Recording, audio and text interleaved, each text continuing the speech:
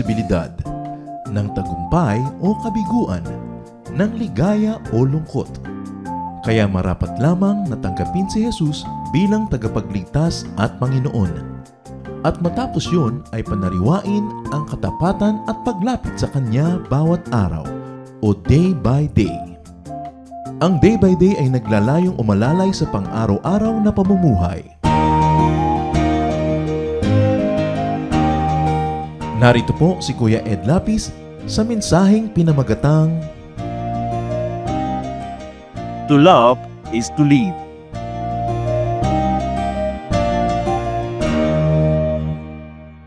Meron pong mga ilang mga tao, mga babae at lalaki sa Biblia na napakaganda ng kasaysayan at makikita po natin dito yung mga prinsipyo at nang tayo'y matuto sa kanila.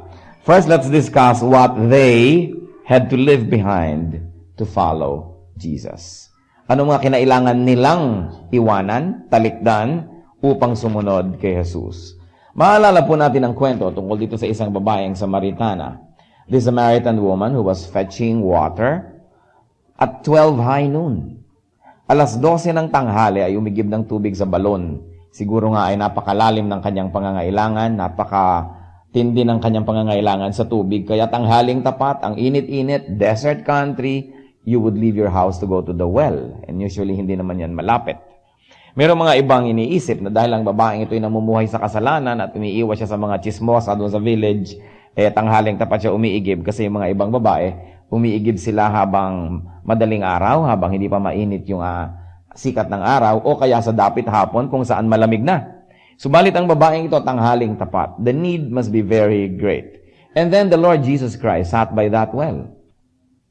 Alam niya naman, kilala nila yung sa mga kasuotan, sa accent, nalalaman na the Lord was a Jew and this woman was a Samaritan. Alam niyo po yung mga Jewish people and the Samaritans were never in good terms for hundreds of years sapagkat yung mga Samaritans nakipag-intermarriage sila with foreigners, and so this very and very tribal-centered Jewish people looked down upon them. At hindi nila binibigyan ng gaanong pagpapahalaga yung mga Samaritans. And the Samaritans were in likewise the same mode sa kanila pong pakikitungo sa mga Israelites. At sabi bigla ng Panginoon, dun sa babaeng umiigib ng tubig, sabi niya, bigyan mo ako ng tubig na maiinom. Nagtaka ang babae. Sabi niya, paano kita bibigyan ng tubig na maiinom? May isa kang Jew, ako ay Samaritan. Hindi mo ba alam na hindi naman tayo friends? Something like that. You know, this woman was emphasizing the difference. But what did she leave behind? Matapos silang magkwentuhan, matapos silang mag-usap, napagwari, natanto, na-realize, nalaman ng babaeng ito kung sino ang kanyang kaharap. Na hindi ito ordinaryo. Na ito na marahil ang tagapagligtas, ang Mesaya, ang Kristo, na hinihintay nilang lahat. Kaya ang sabi sa John 4:28, matapos niya itong ma-realize, then, leaving her water jar, the woman went back to the town. Yan po ang sinasabi ng John 4:28. Then, leaving her water jar, the woman went back to the town. Iniwan niya yung kanyang tubig na siyang sanhi ng pagpunta niya dun sa balon. At anong ginawa ng babaeng ito? Nagpunta siya sa mga tao. Sinabi niya, meron akong kausap sa tabi ng balon. Sinabi ang lahat ng aking mga kasalanang ginawa. Alam ang buhay ko, samantala ngayon ko lang siya nakita. Sabi niya, ito na kaya ang hinihintay nating tagapagligtas.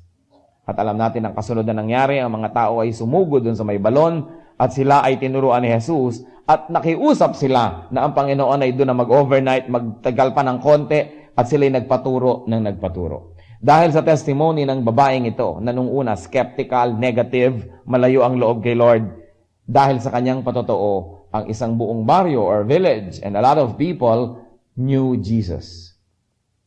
Subalit anong kanyang iniwan? Number 1, ang kanyang water jar. The woman left her water jar behind. Bakit niya iniwan ang kanyang water jar?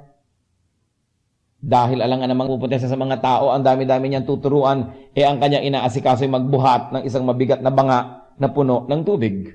Abala yon sa kanyang paglalakbay. Abala sa kanyang misyon. Abala sa kanyang pagmamadali. At syempre, hindi lang yon, Dahil si Lord humihingi ng tubig, as a courtesy, iniwan niya ang kanyang banga para ang Panginoon ay makainom. This water jar could mean many things. It could mean also and be equated with domestic duty and household routine. Anong iniwan ng babaeng ito para siya makapaglingkod? Iniwan niya yung kanyang domestic duty. Siguro, merong maliligo sa bahay. Siguro, kailangan niya ng tubig. Siguro, magluluto siya, maglalabas siya. Kung ano man ang gusto niyang gawin, kailangan niya yung tubig. Kung hindi, bakit naman siya lalabas ng bahay ng 12 o'clock high noon? Kung hindi na kailangan. Subalit ito'y iniwan niya. What else did she leave behind? She left behind an urgent task. Urgent to get water. And also, she left behind her social bias. Dati ayaw niyang painumin si Lord dahil sabi niya, magkaiba naman tayo ng tribo, hindi naman tayo magkakaibigan, bakit kita pagbibigyan, bakit kita paglilingkuran? But all of that she left behind when she left her water jar. Kaya sa John 4:9, sinabi dito, "Come, see a man who told me everything I ever did. Could this be the Christ?" Kung dala-dala niya yung mabigat na banga, hindi siguro siya makakapunta sa maraming lugar at hindi magiging mabilis. Kaya iniwan niya yon. And what else did she leave behind? Her selfishness. Na kanya lang yung tubig na kanyang sinasalok. Sabi niya, paano kayo makakakuha ng tubig? May pansalok ba kayo? Yun ang una niyang itinanong nung una. Subalit ngayon, ibinigyan niya yung tubig na kanyang sinalok. Ano pa po? Baka nga hindi pa siya nakakakuha rin ng tubig. Hindi naman clear ang istorya. Basta iniwan niya yung jar. Sapagkat nagkaroon siya ng urgent business. Mas urgent, mas important kaysa doon sa una niyang pakay. Iniwan niya ang kanyang unang agenda dahil nagkaroon siya ng mas mahalagang agenda. Yan ang istorya niya. Meron pa pong isang lalaki, isang mayamang lalaki na lumapit sa Panginoon. Sabi niya, ano po ba ang dapat kong gawin para lalong malapit sa inyo, para ako'y maging godly, etc., etc. Sabi niya, Lord, sundin mo ang mga commandments. Actually, isang uri ng sagot yun na tinetest siya. Hindi naman sinabi ni Lord na para ma-save ka, sundin mo yung commandments eh. Tinitingnan ang puso ng tao. Sabi niya, lahat po yan, nagawa ko na. Yun ang sagot. Kaya ang sabi ni Lord, gusto mong maging godly? Sige, sundin mo lahat ng mga commandments. Kasi nga ang mga taong ito ay self-righteous. They think that by doing this and not doing that, by wearing this and not wearing that, by eating this and not eating that, sila ay nagiging makadiyos. Kaya sabi ni Lord, gusto mong maging makadiyos? Gusto mong sumunod sa akin? O sige, obey the commandments. Sabi niya, nagawa ko na ho lahat yan. Kaya naman ang sinabi ni Lord, ganun ba? Bueno, sabi niya sa Matthew 19:21-22, Jesus answered, if you want to be perfect, go, sell your possessions and give to the poor, and you will have treasure in heaven. Then, come, follow me. When the young man heard this, he went away sad because he had great wealth. Ang gusto niya maging disciple ng Panginoon, sumunod kay Kristo. Sabi ni Lord, sige, gusto mo? Sundin mo lahat ng commandments. Sabi niya, tapos na ho ako dyan. Pasado na ako dyan. So, lalong tinest ni Lord, ganun ba? Kaya alam niya naman ang ibig sabihin ng commandment. Love your neighbor as yourself and love God. Ganun lang naman ang commandment eh. Love God and love other people. Lahat ng commandment, pag pinagtumpok-tumpok mo, yun lang ang ibig sabihin nun.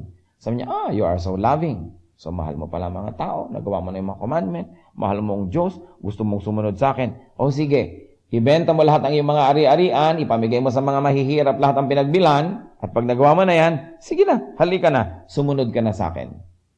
Hindi sumunod ang lalaki. Umuwi siyang lulugo-lugo, umuwi siyang malungkot, dahil ang yaman-yaman niya. Kung siguro naging mayaman-yaman lang, ang yaman-yaman. Kita niyo naman ang Tagalog, inuulit-ulit, walang naiiba na ang meaning. Pagkayaman-yaman niya, hindi niya nagawa. Kung konti lang sana yung ari-arian, pwede na niyang, gusto niya, goodbye, I don't lose a lot. But he had to lose so much. So in other words, tama yung test sa kanya ni Lord. Hindi naman talaga niya sinusunod yung commandments. Kasi bakit hindi niya maipamigay ang kanyang mga kayamanan sa mahihirap kung talagang mahal niya ang kanyang kapwa? Baka nga kaya to yumaman, baka sobrang wais. Baka maraming naisahan at na 1, 2, 3. Baka ang mga sweldo ng mga tao niya hindi man lang minimum wage. Baka naman pinapautang niya ng sobrang mga tubo ang kanyang kinikita. Baka naman ginigipit niya ang mga tao. Baka siya ay nag-hoarding. Baka nagba-black marketing siya. Baka mamaya sinasamantala niya ang pangangailangan ng mga tao. You don't know. Baka may kinamkam siyang ari-arian ng iba. May mga kapatid siyang dinaya sa mana. Kaya dumami ng dumami ang kayamanan niya. Kaya sabi niya, nasusunod ko na po lahat ng commandment. Wala akong problema dyan. Kaya nung sinabi ni Lord, gano'n naman pala. O di sige. Ibenta mo lahat ng kayamanan mo at ibigay mo sa mahihirap. Tapos sumunod ka sa akin. Malungkot siyang umuwi. Alam niyo kung ba't siya lumungkot? Mas pinahalagahan niya yung kanyang kayamanan kesa kay Lord. So what did he have to leave behind so he could follow Jesus? His wealth and his possessions. And that hindered him. Hindi po natin dapat i-misinterpret ito na para ka sumunod sa Diyos, dapat mahirap ka. Na mahirap lang ang welcome at kung mayaman ka, itapon mo sa ilog pasig ang iyong mga kayamanan para kasundin ng Diyos. Ang pinapatanggal sa kanya ni Lord, his wealth and possessions that hindered his holiness, that hindered his journey unto perfection, that hindered his followership. Hindi masama ang kayamanan, subalit ang kayamanan na nagiging Diyos o Diyos-Diyosan. Ang kayamanan na para lang natin makamit ay lumalayo tayo sa Diyos. O ang kayamanan na para natin ma-maintain, mananatili tayong malayo sa Diyos, yun ang dapat i-give up para makalapit sa Diyos. Pero kung nakakalapit na kayo, mayaman pa kayo, at yung kayamanan nyo hindi nagiging sagabal sa paglapit nyo, di mabuti, you have the best of both worlds. Hindi natin dapat ito i-misinterpret that the Lord is anti-wealth or anti-possessions. Yun nga mga hindi nagkakaroon ng tubo, hindi kumikita, hindi masipag, pinapagalitan ni Lord Because the Lord likes us to make wealth, but not at the expense of our spirituality and not at the expense of our personal relationship with Him. So what did He have to leave behind? Para sumunod kay Lord, wealth and possessions that stood on the way to holiness.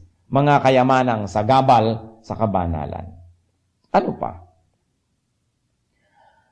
Ang mga Egyptians, in-enslave nila ang mga Israelites for hundreds of years, alipin ang mga Israelita doon sa lupa ng Ehipto.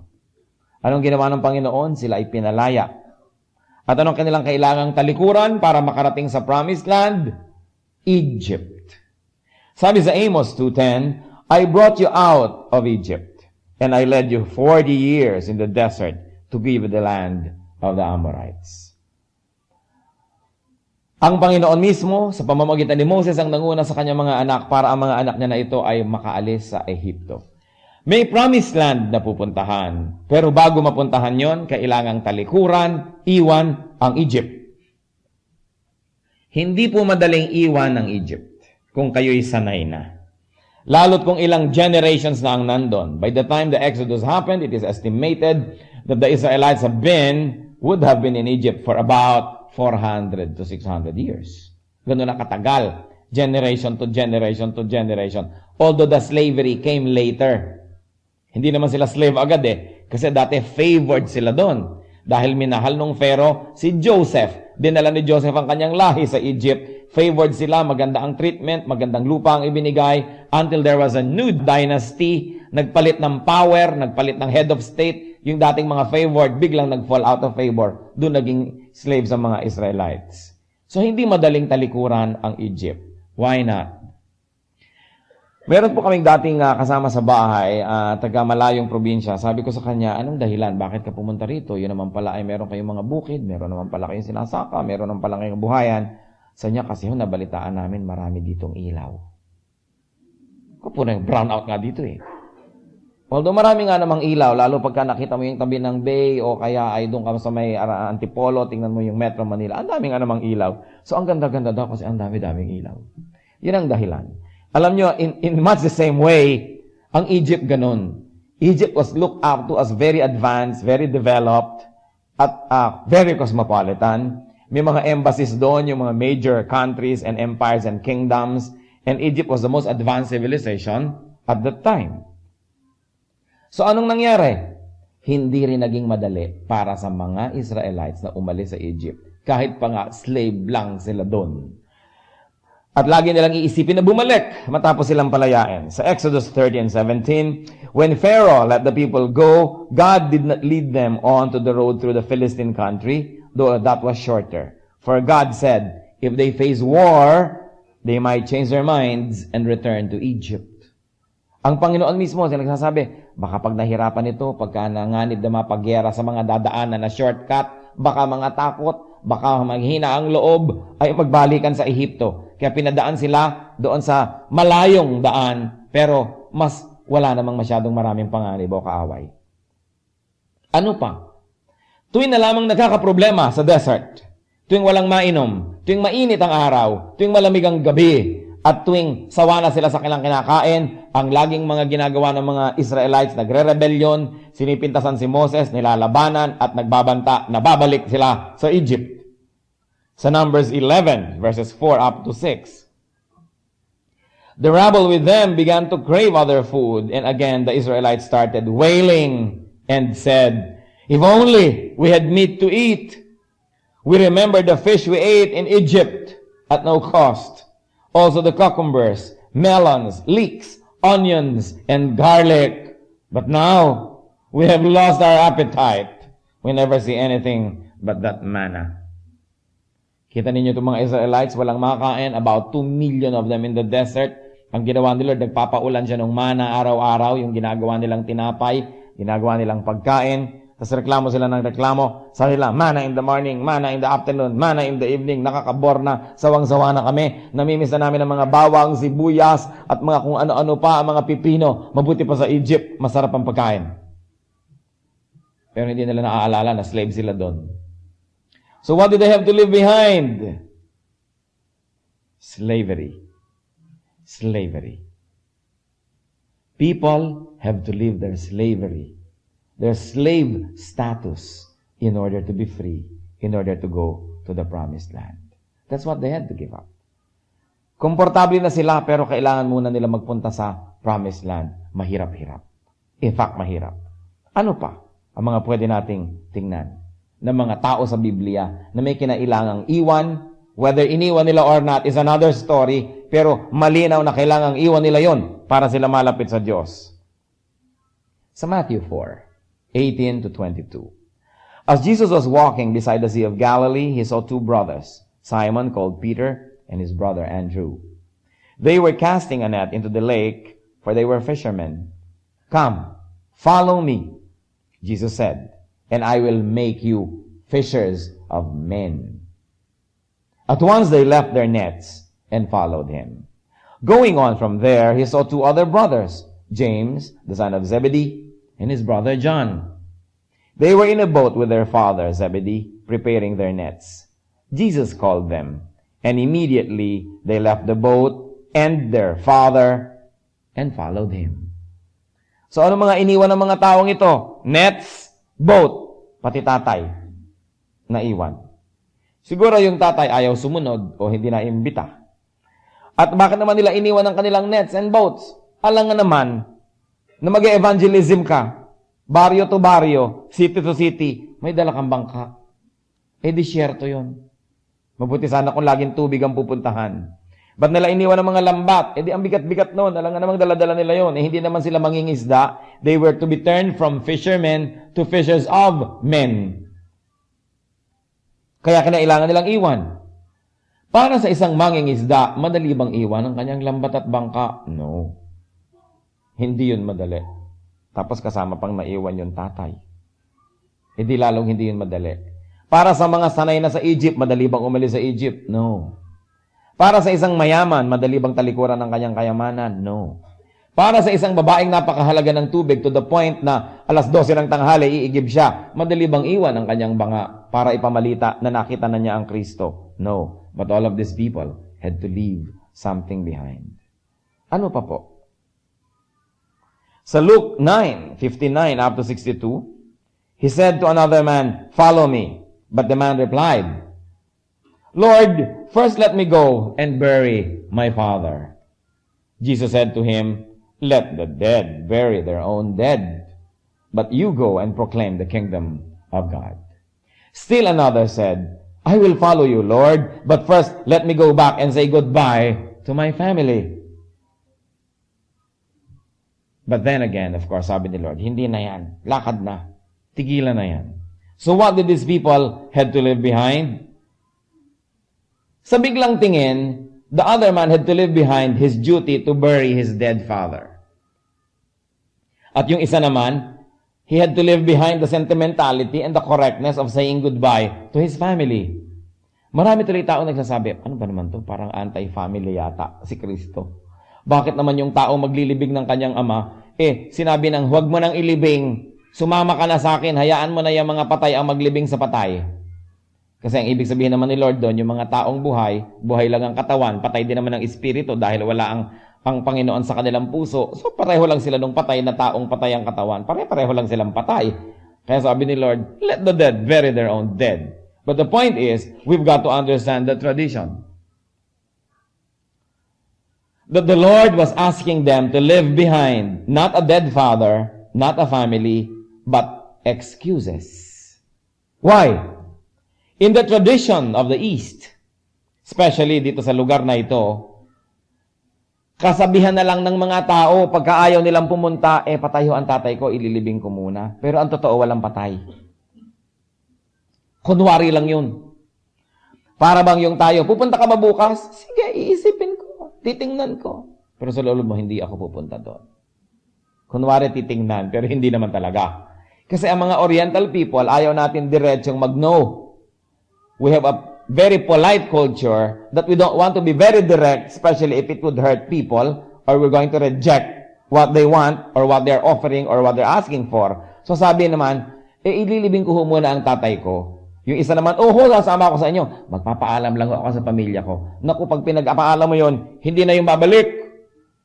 Parang marami mga katulong, magbabakasyon lang ho ako sa amin. O kaya may sakit ho ang nanay ko, o namatay ang lola ko.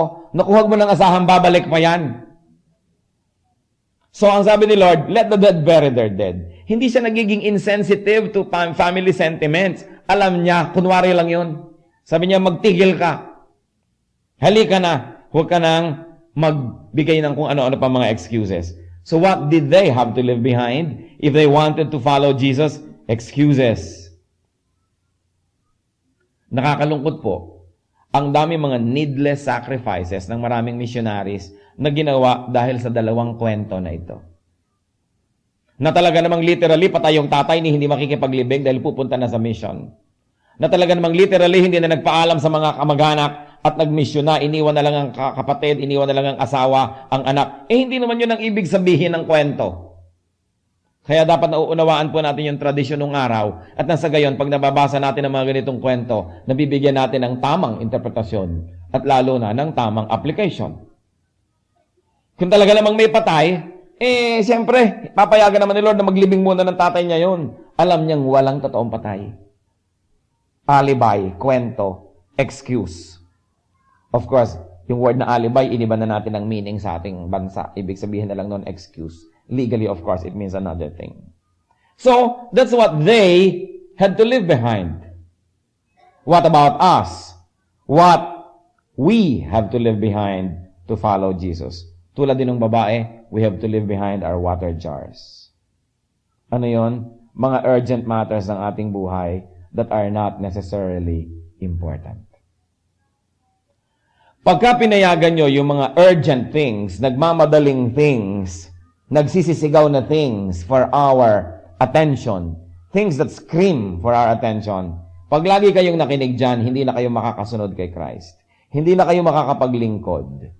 Pag lagi kayong nakinig sa mga meron pa akong gagawin, kailangan gawin ko to, mamamalansya pa ako, maglalaba pa ako, bibili pa ako ng lupa, magtatanim pa ako, etc., etc., etc., namatay na lang tayong lahat, hindi pa kayo nakasunod kay Lord. Urgent things are not always important things.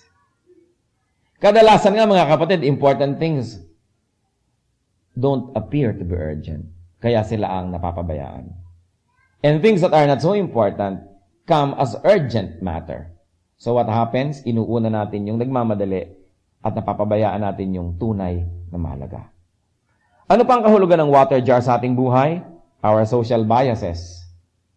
Tulad din ng babae, sabi, Jew ka, ako Samaritan, bakit naman tayo mag-uusap? Pero kailangan iwan yon. Kailangan, kung tayo magmi-mission, mag-share ng gospel, susunod sa Kanya, we have to deal with people that we did not used to like. We have to deal with people that we probably up to now not really like in a personal way.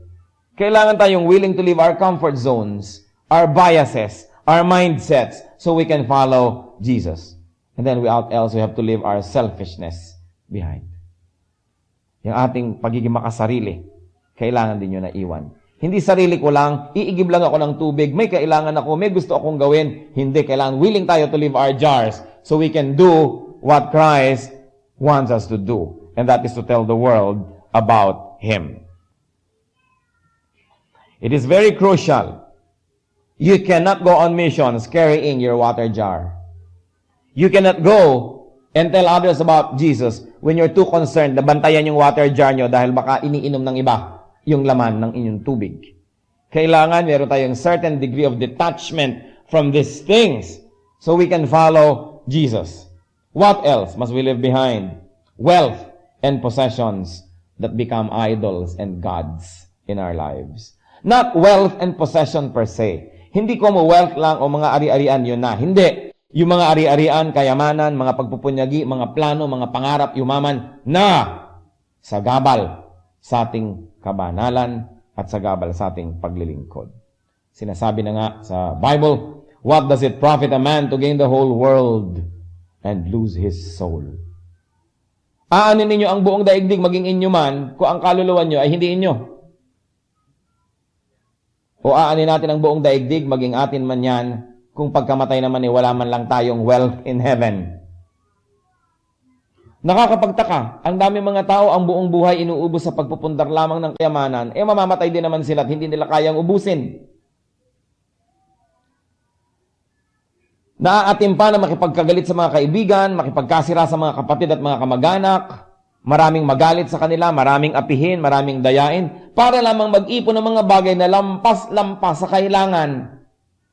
Ipinagbibili ang kaluluwa para mag-ipon ng mga bagay na ipapamana lang nila kung kanino man baka hindi pa nila alam.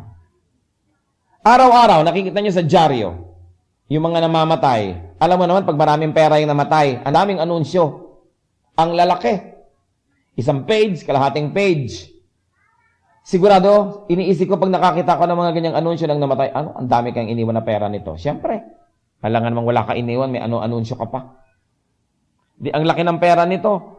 Ano kaya ang mga ginawa nito para lang ito ipunin? Anong mga sakripisyo ng kanyang personality, ng kanyang personal holiness, ng kanyang relationship with people? Ano kaya ang mga ibinayad niya para lang mag-ipon ng isang bagay na iiwan din niya?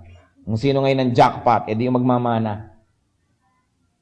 Mahalaga ang ating kaluluwa. Hindi yan dapat ibinabayad para lang tayo mag-ipon ng kung ano-anong bagay na iiwan din naman natin. This is what we have to leave behind.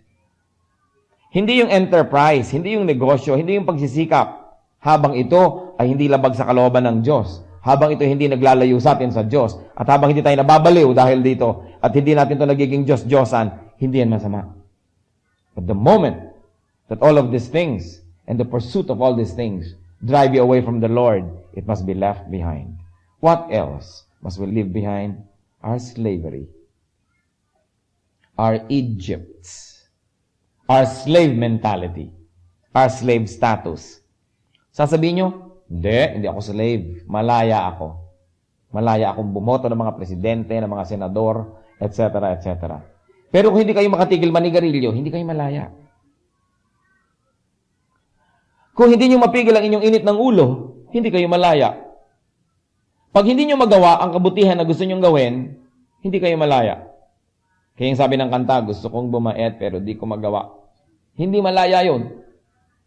Sasabihin ng iba, naku, ayoko mag-born again, ha? Ayoko mag-Bible, ayoko mag-ganyan-ganyan. Baka mamaya, patigilin nyo ako magmadyong. Baka mamaya, sabihin nyo, iwan ko aking mga kulasisi.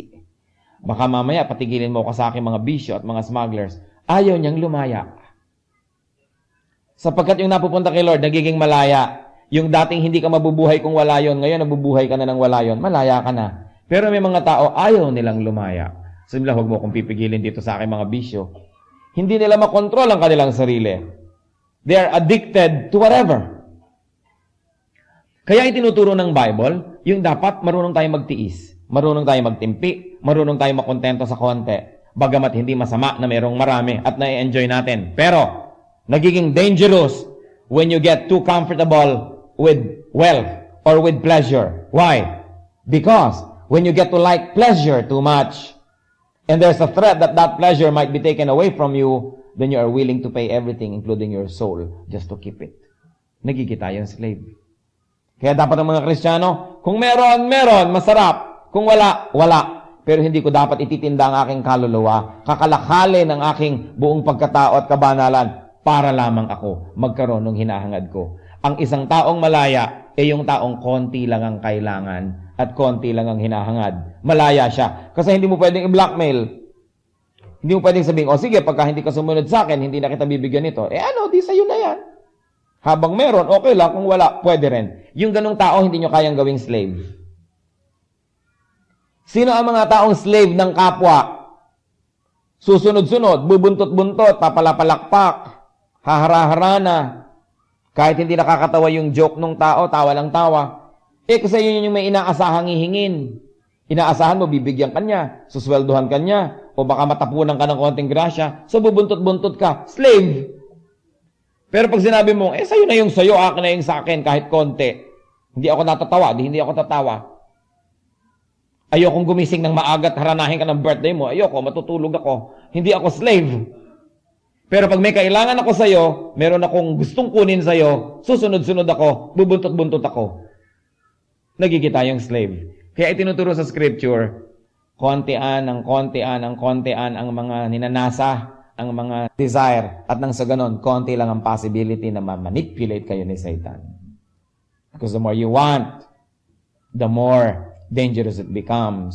Because nilalagyan natin si Satan ng mga handle para tayo ma-manipulate. Nabablackmail niya tayo. Maraming mga tao will walk a mile for a camel. Isipin mo, maglalakad ka 1 milya para sa sigarilyo. Di ba? Hindi kaya malaya nun. Ganyan ang mga advertisement. Kaya nga kuminsan yung mga advertising, dapat nire-review, nakakasira ng values. Many years ago, merong isang ice cream company, may bata ang lungkot-lungkot. Ba't ang lungkot-lungkot mo? Birthday mo. Kasi walang ice cream. Alam nyo na siguro kung anong tatak yun. Ibig sabihin, hindi ako sasaya kung wala sorbetes. Bakit? Hindi ako sasaya kung walang ganito, hindi ako sasaya. Yan ang ginagawa ng mga advertisement, kadamihan. Ginagawa tayong dependent on too many things. Nagtataka nga ang mga tao ngayon, ba't kaya ang dami-daming mga basura ng Metro Manila, ba't nung araw naman hindi? Paano ang galing natin gumawa ng basura ngayon? Kasi lahat throw away. Nung araw ang mga tao mamamalengke, may dalang bayong o basket.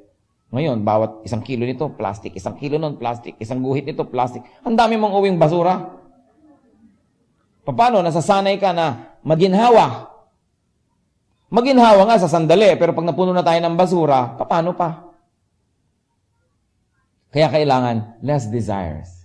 Willing tayong mapagod, willing tayong mahirapan. Yung tao na ganon, yung willing malungkot, naku, mahirap magkasala, yung taong willing malungkot. Kasi karamihan ng kasalanan, dahil tumatakas ka sa lungkot, gusto mo ng konting libang, konting saya. Kaya tuloy nagkakasabit-sabit, ang kaluluwa napapahamak sa paghahanap ng konting saya. Di kung malungkot ka, magtiyaga ka, malungkot ka eh. Kumanta ka, magbasa ka ng Bible, libangin mo sarili mo, magpakain ka ng mahihirap, maglingkod ka sa mga api, baka ka sumaya. Pero yung hahanap ka ng pleasure, mga relasyon at kung ano-ano para ka sumaya, magtiyaga ka malungkot. Hindi naman nakakamatay ang lungkot. Tsaka yung lungkot mamaya sobrang lungkot na mauubos din siya parang apoy.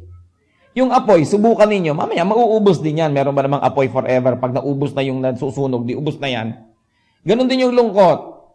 Aantukin din kayo, mapapagod din kayo niyan. Mawawala rin yan. Pero sa paghahanap mo ng konting aliw, doon nagkapapahamak-pahamak ang tao. Bakit ba tayo takot na takot malungkot? Kasi nga, yun ang ginagawang ni Satan sa atin na deception. Hindi ka dapat malungkot. Kaya nga si Lord tinawag na a man of sorrows. Alam niya yun. Sa malungkot ako, di malungkot. Dapat hindi tayo masyadong dependent. May mga tao too dependent on people.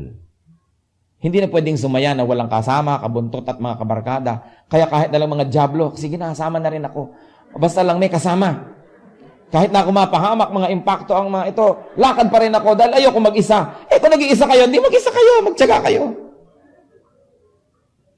Yung taong hindi takot mahirapan, hindi takot masaktan, hindi takot malungkot, lalo't hindi takot mamatay, hindi kayang i-manipulate ni Satan. Kaya dapat less and less takot, less dependence, less slavery. Look at these people, the Israelites. They were willing to go back to Egypt. Kahit na nga doon ay idolatrous, nandun na lahat ng Diyos-Diyosan. Kahit na doon ay may sun worship. Kahit na doon sila ay alipin, makakain lang ng bawang. Pero maraming ganong tao, alam nyo ba, nakakalungkot? I have heard so many stories. Mga babae na ang kanilang katawan ay itititinda at pinamimigay kung kani-kanino, mabigyan mo lang ng drugs.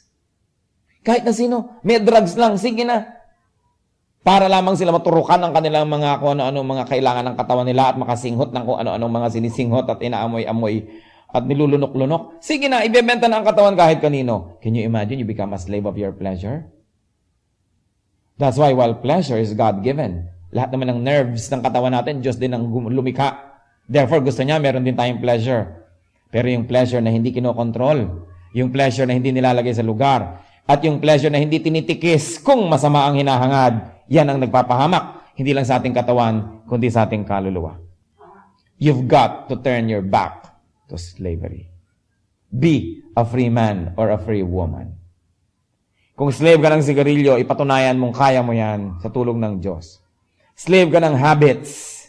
May mga tao hindi nabubuhay kung walang patis. Patis lang, hindi ka mabuhay kung wala. So sabihin, hindi ko talaga mabubuhay kung wala nito. Ang dami-daming arte sa buhay. Kung meron, salamat. Kung wala, wala. Be free from slavery. Sabi sa 1 Peter 2, verse 11, Dear friends, I urge you, as aliens and strangers in the world, to abstain from sinful desires which war against your soul. Sabi ganoon, ako, naniniklop tuhod sa inyo, nagmamakaawa, nakikiusap sa inyo, na kayong hindi naman talaga dito sa daigdig na ito, talagang hindi kayo taga rito, kayo yung mga dayo lang dito. Sabi ganoon, iwasan ninyo itong mga pagnanasa na ito, na siyang sumisira sa inyong kaluluwa. Napakahalaga. What else do we turn our backs to follow Jesus? Vocations. Yung fisherman, kinalimutan niya na siya yung fisherman. Kinalimutan niya yung kanyang dating hanap buhay. Si Zacchaeus, tinigilan ng kanyang tax collection. Si Matthew, tinigilan ng kanyang tax collection. Hindi lahat ng hanap buhay ay titigilan niyo o tatalikuran.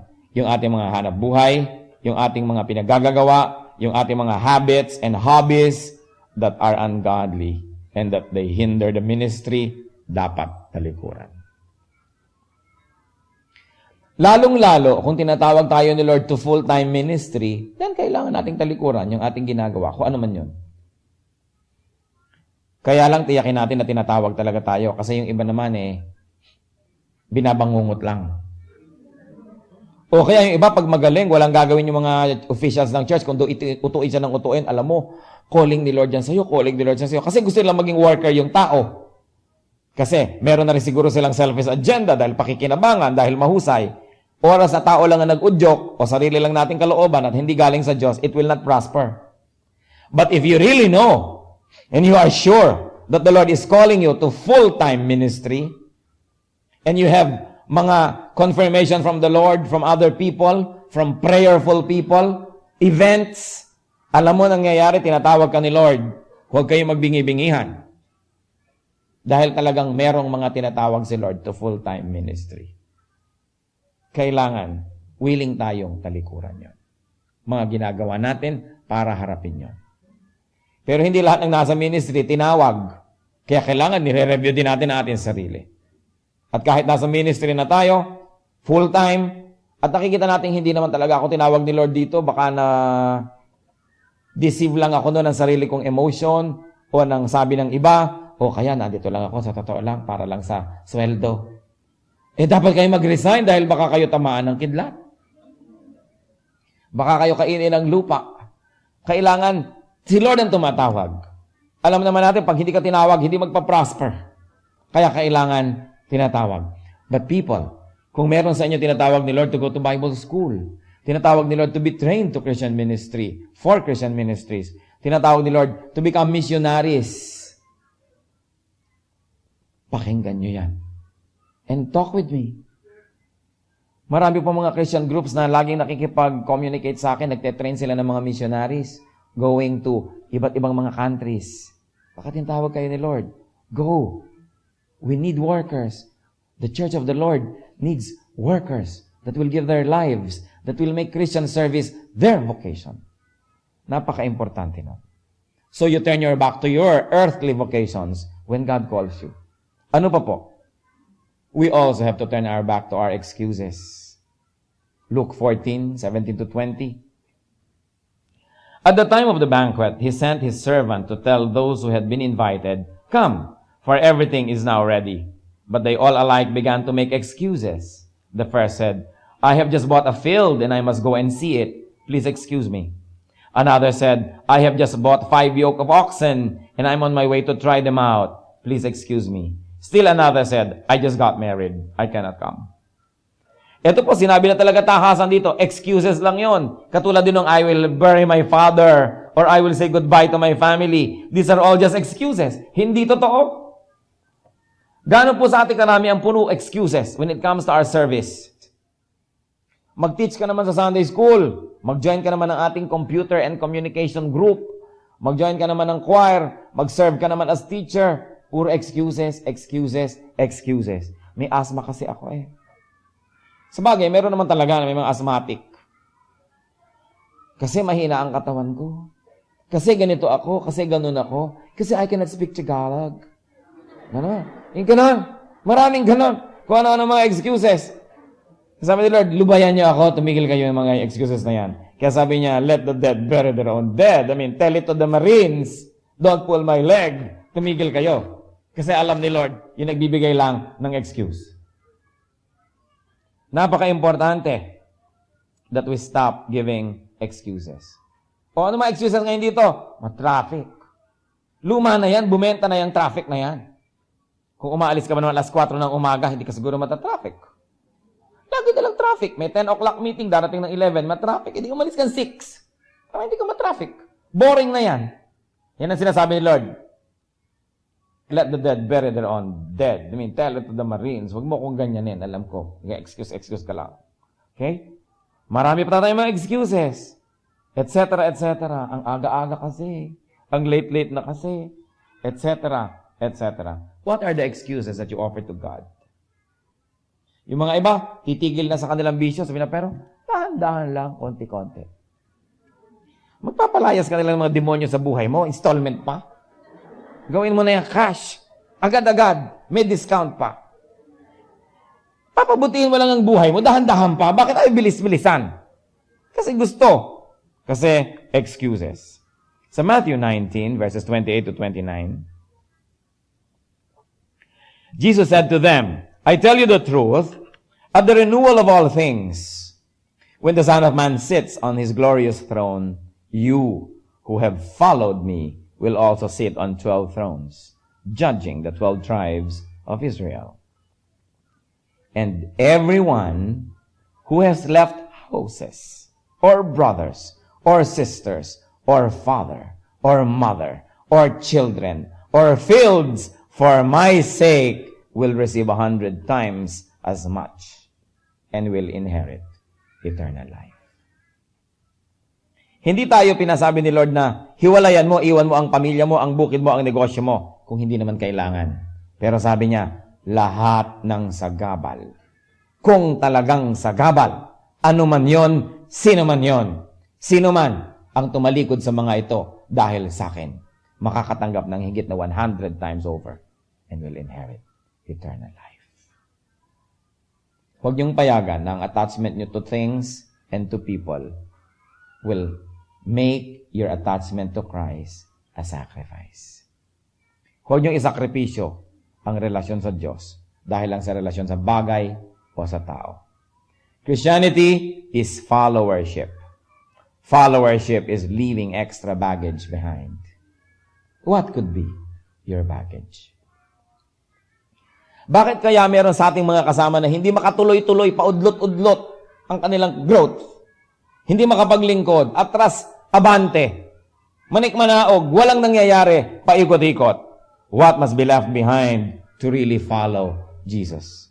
Matthew 5:29 up to 30. If your right eye causes you to sin, gouge it out and throw it away. It is better for you to lose one part of your body than for your whole body to be thrown into hell. And if your right hand causes you to sin, cut it off and throw it away. It is better for you to lose one part of your body than for your whole body to go into hell. Kung may relasyon na dapat putulin, putulin na. Kaysa ang relasyon mo sa Diyos ang manganib. Kung may bagay na dapat iwaksi, iwaksi. Kung mayroong dapat itapon, itapon. Because to love Christ is to leave the world behind.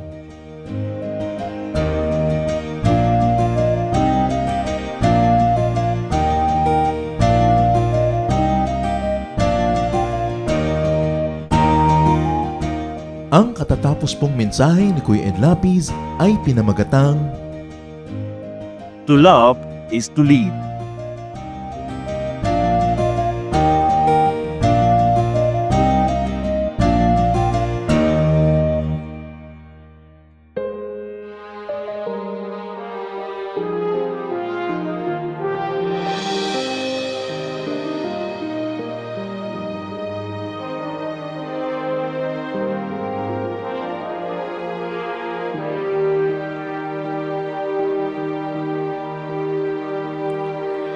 Di may hahambing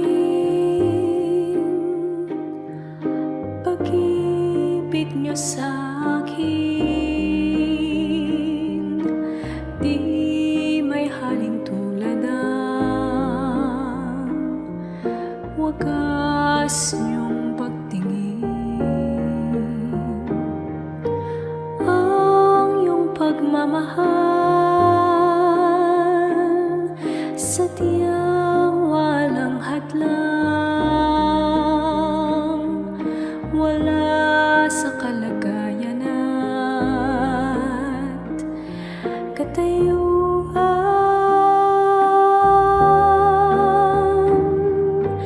Hawak niyo aking kamay sa tuwing nanananglahay at sa tuwing magkamali.